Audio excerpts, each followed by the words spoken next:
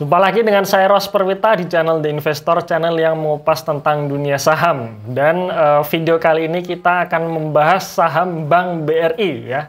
Ini permintaan dari banyak sekali subscriber di channel ini ya. Jadi kita akan coba bahas Bank BRI ini dari sisi laporan keuangannya. Cuman sebelum kita membahasnya, saya ingatkan lagi, saya membagikan 5 tools analisa saham secara gratis ya. Teman-teman tinggal download saja di website kami di investor.id atau teman-teman tinggal klik linknya di dalam deskripsi di video ini. Jangan lupa juga untuk subscribe channel ini, aktifkan lonceng notifikasinya, dan tonton video ini sampai selesai.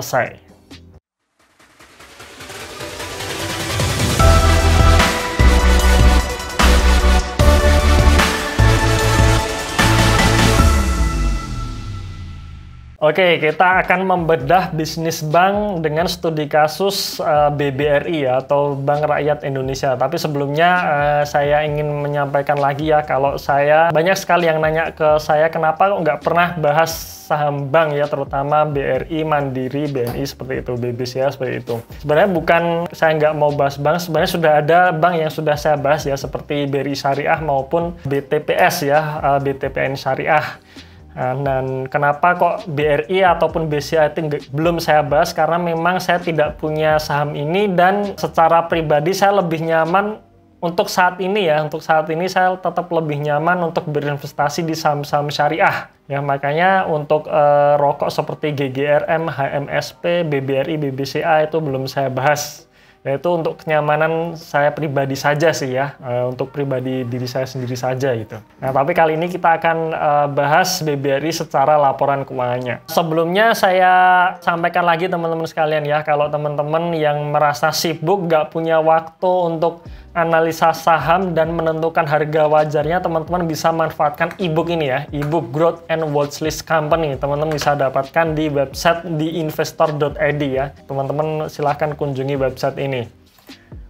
Oke, ini latar belakangnya ya, kenapa saya bikin video ini, karena beberapa waktu yang lalu ini, 1 minggu yang lalu kira-kira ya, ini saya bikin polling nih, buat kita yang masih pemula, kira-kira saham apa yang cocok dibeli pertama kali. Ternyata BBRI ini paling banyak, sampai 53%. Ya, ini sudah ada 1.500 votes ya, jadi saya mengucapkan terima kasih bagi teman-teman yang sudah ikut polling ini ya, dan ternyata dari 1.500 votes ini 53%-nya pilih BBRI.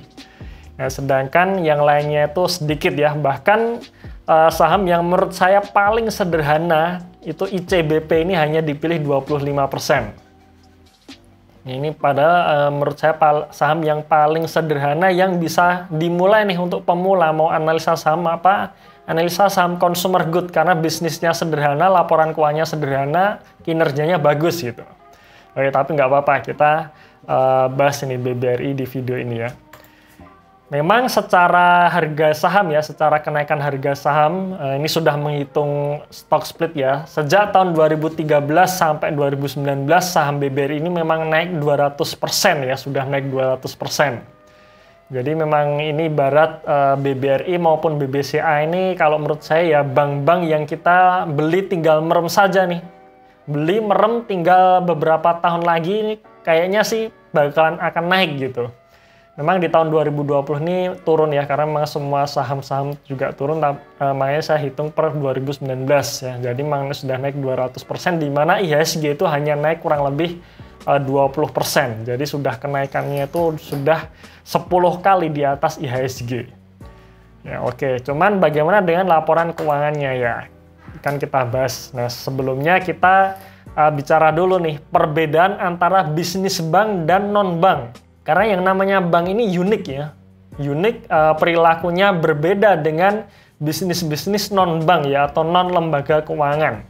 Nah, ini saya ilustrasikan seperti ini. Ini pertama, ini bisnis non-bank dulu ya. Nah, kalau bisnis non-bank itu konsepnya seperti ini. Si perusahaan ya, ini anggap perusahaan atau saham yang kita incar ya, yang non-bank, itu akan membeli bahan baku dari supplier.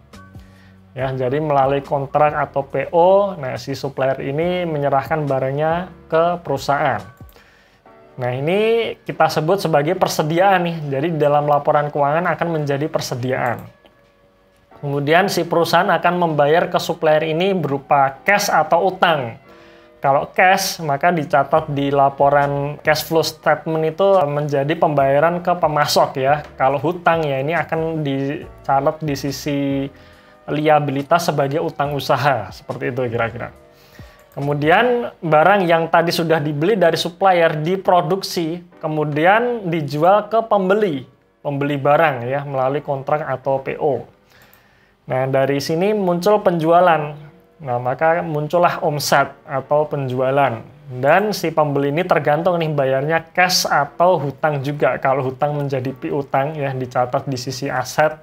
Kemudian kalau cash ya akan menambah cash kita di sisi aset, dan di laporan cash flow statement atau laporan arus kas itu akan ada penerimaan dari pelanggan, dicatat sebagai penerimaan dari pelanggan, kira-kira seperti itu. Nah, ini kira-kira apa namanya? Kira-kira bisnis dari non-bank. Nah, bagaimana dengan bisnis bank sendiri?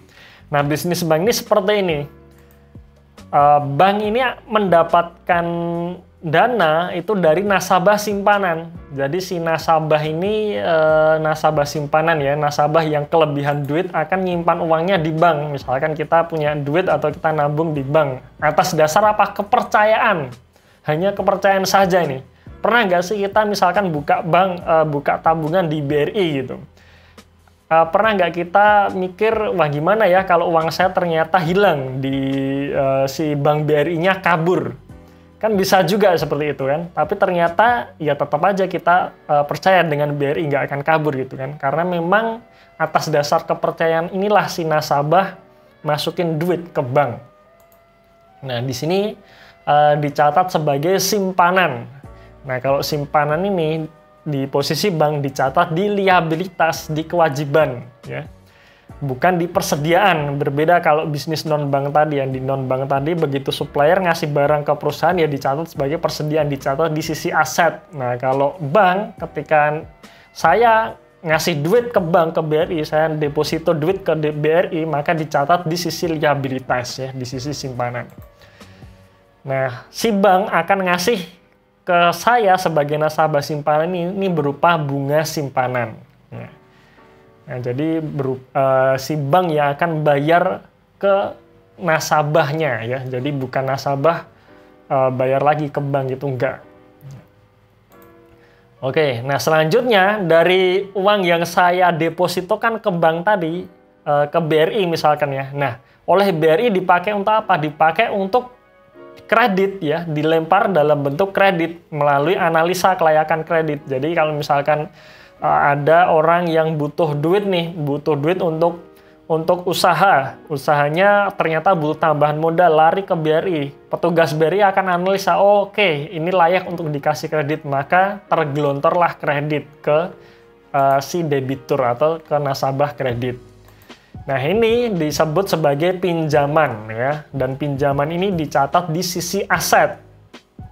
Nah, berbeda kalau perusahaan non-bank tadi ya, ketika perusahaan non-bank tadi sudah ngasih barang ke pembeli ya, ke pembeli barang, maka si perusahaan non-bank tadi sudah mencatatnya sebagai omset penjualan.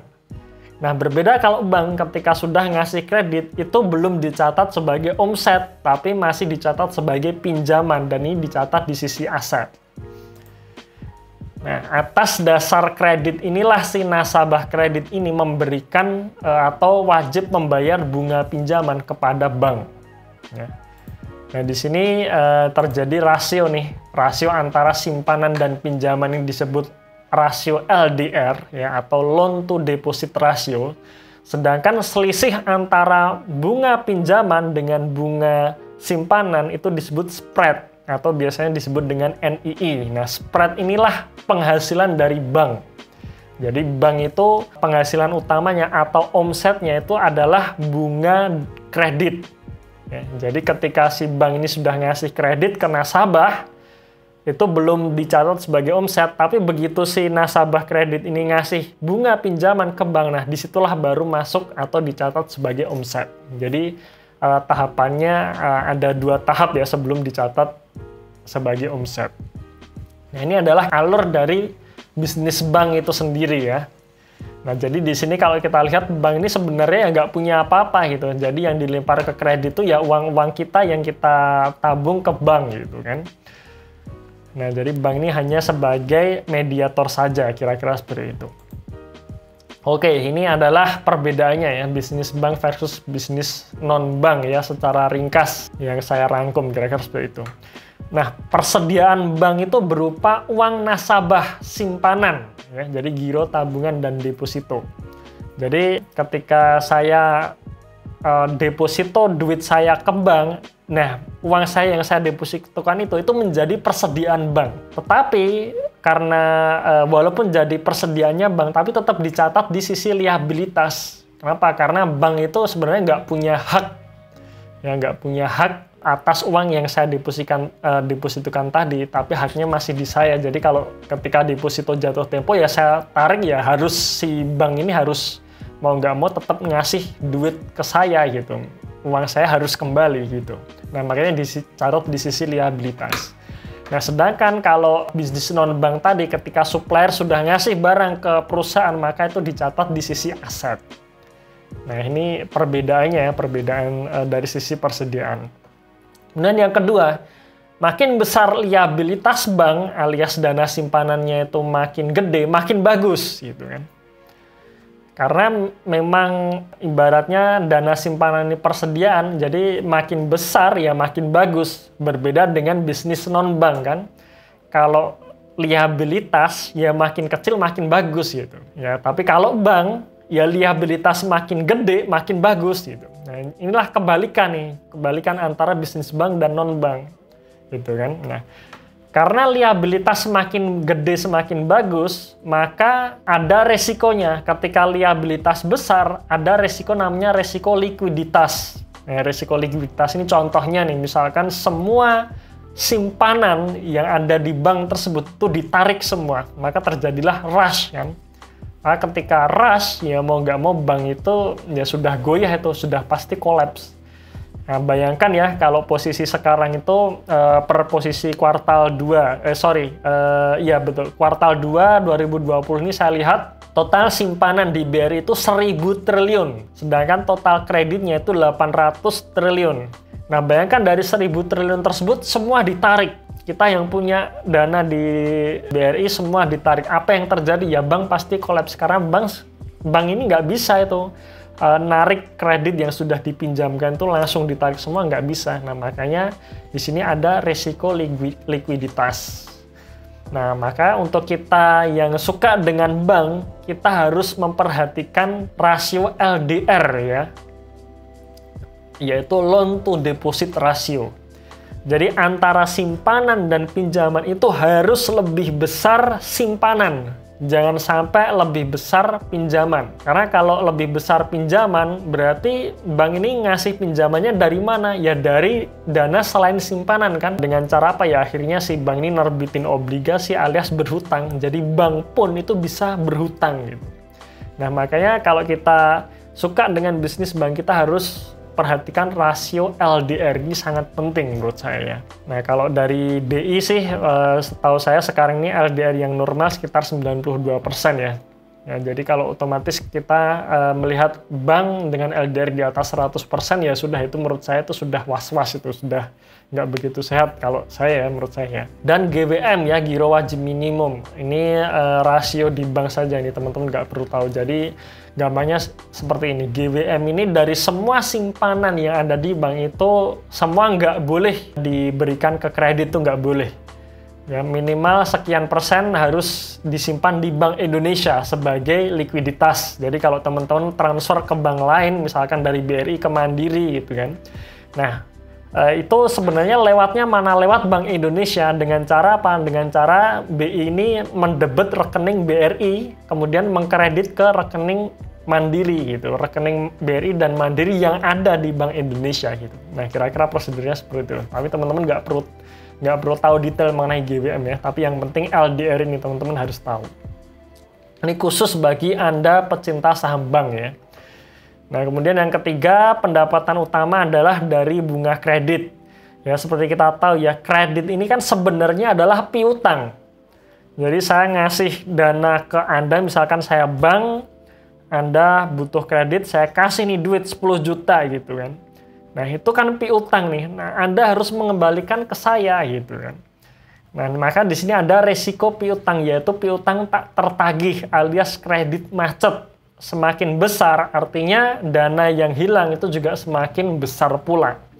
Maka di sini ada rasio namanya NPL atau non-performing loan. Jadi kredit-kredit yang bermasalah ya, atau non-performing kredit ya. Jadi kredit-kredit yang tidak berperforma baik itu tercatat di NPL ini. NPL itu ada dua ya, gross sama net. Teman-teman lihat yang grossnya saja, karena gross itu sejak macet dari 1 bulan itu sudah masuk ke gross. Tapi kalau yang net itu ketika si nasabah macetnya sudah di atas 6 bulan, itu baru dicatat di NPL net. Nah, maka teman-teman lihat NPL gross-nya. Kalau besar ya maka bahaya. Nah, kalau NPL kira-kira nih ya, kira-kira saja nih, kalau NPL bank sudah di atas 5%, itu tandanya sudah nggak sehat menurut saya. Jadi 5% dari kredit Anda, dari kreditnya bank itu sudah bermasalah. Nah, itu nggak sehat, berarti uang yang sudah terlanjur dikasihkan ke nasabah itu nggak bisa balik gitu. Nah, itulah NPL. Oke, sekarang kita coba lihat ya laporan keuangan BBRI ini posisi 30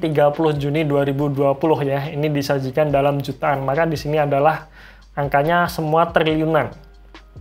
Nah, ini kita lihat dulu aset ya. Nah, aset ini teman-teman kalau mau lihat kreditnya ya, berarti di sini kredit yang diberikan ya 886 triliun.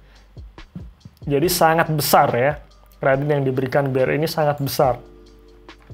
Maka karena kredit yang besar, cadangannya juga biasanya makin besar nih cadangan ketika, gampangnya ketika kredit itu macet, maka akan ngambil dari cadangan ini gitu. Nah, ini ada cadangan kerugian penurunan nilai. Nah, makanya netnya 833 triliun.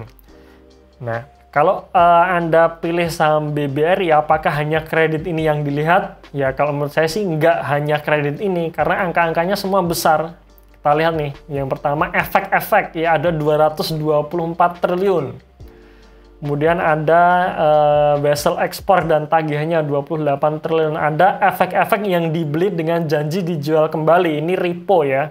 Repo ada 55 triliun. Dan banyak lagi ya.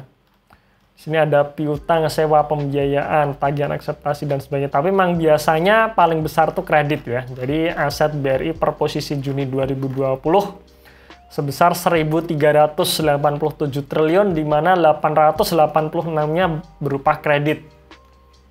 Ini sisi aset. Dan kita lihat sisi liabilitas. Ya, nah ini liabilitas. Nah, simpanan nasabahnya ada 1.044 triliun. Jadi dari giro, tabungan, sampai deposito, baik yang konvensional ya, BRI Induk, maupun yang syariah ya, di anak-anak perusahaannya seperti BRI Syariah, itu totalnya ada 1.000 triliun. Jadi oke ya, 1.000 triliun dana simpanan, kreditnya 886 triliun. Jadi antara simpanan dan pinjaman itu masih besar simpanannya, itu bagus. Ya, total liabilitasnya ada 1.100 triliun. Lalu di mana kita menemukan rasio NPL? Nah, gampangnya teman-teman tinggal search aja nih, Ctrl F, kemudian ketik NPL. Nah, biasanya akan muncul. Nah, di sini ya. Nah, ini rasio non-performing loan NPL BRI entitas induk berdasarkan peraturan terkait ya. Teman-teman bisa dilihat di sini ya, rasio non-performing loan NPL BRI entitas induk. Entitas induk itu maksudnya ya induk konsolidasi ya, induk dengan anak-anak perusahaannya. Berdasarkan peraturan terkait adalah masing-masing 2,98%, 2,62%, 2,17%, dan 2,10% pada tanggal-tanggal 30 Juni 2020 dan seterusnya. Jadi bagus ya, jadi posisi per 30 Juni 2020 NPL BRI itu hanya sebesar 2,98%. Jadi menurut saya oke, bagus ya, dan masih sehat. Nah oke, itu kira-kira nih apa namanya mengenai laporan keuangan BBRI. Jadi bagaimana nih kesimpulan dari laporan bank sendiri? Ini menurut saya kesimpulan saya mengenai bisnis bank. Yang pertama, bank ini adalah bisnis yang banyak sekali regulasinya. Ya, jadi regulasi dari OJK, dari BI, rasio ini harus memenuhi sekian. Ini menurut saya bisnis yang paling rumit. Ya, karena saya sendiri juga dulu kerja di bank, saya merasakan sendiri ini rumitnya kerja di bank. Yang kedua juga banyak rasio keuangan yang perlu kita ketahui ya, seperti tadi NPL, kemudian LDR, dan banyak sekali ya. Misalkan seperti CAR belum kita bahas di sini ya. Ada CAR dan sebagainya. Banyak instrumen keuangan. Nah, teman-teman juga tadi sudah lihat ya, di situ ada efek-efek yang dijual untuk dibeli kembali dan sebagainya. Laporan keuangannya cenderung rumit. Ya, jadi misalkan nih ketika saya sebagai nasabah simpanan ingin deposito ke bank BRI, dari sisi neraca dicatat sebagai liabilitas, dari sisi cash flow statement dicatat sebagai uang masuk. Uang masuk pun dicatat sebagai dua nih, apakah uang masuk dari aktivitas operasional yang artinya ada uang keluar masuk dari sisi bunga, atau hanya sebatas mempengaruhi neraca saja ya. Jadi laporan keuangannya menurut saya ini rumit ya teman-teman. Nanti silahkan cek lagi nih laporan arus kas bank ya, itu lebih rumit daripada bisnis non bank. Nah, sekarang pertanyaannya adalah apakah pemula, bagi kita yang masih merasa pemula nih, cocok mempelajari saham bank? Ya, ini pertanyaan ini teman-teman silahkan jawab di kolom komentar ya, supaya kita bisa berdiskusi, supaya saya juga bisa tahu nih sisi lain dari yang sudah saya jelaskan seperti ini. Apakah teman-teman merasa nyaman dengan analisa bank atau justru tidak, atau hanya sekedar ikut-ikutan saja gitu ya. Oke, sekelas itu video kali ini teman-teman sekalian ya. Jangan lupa untuk share video ini jika dirasa bermanfaat. Tunggu video saya selanjutnya dan salam passive income.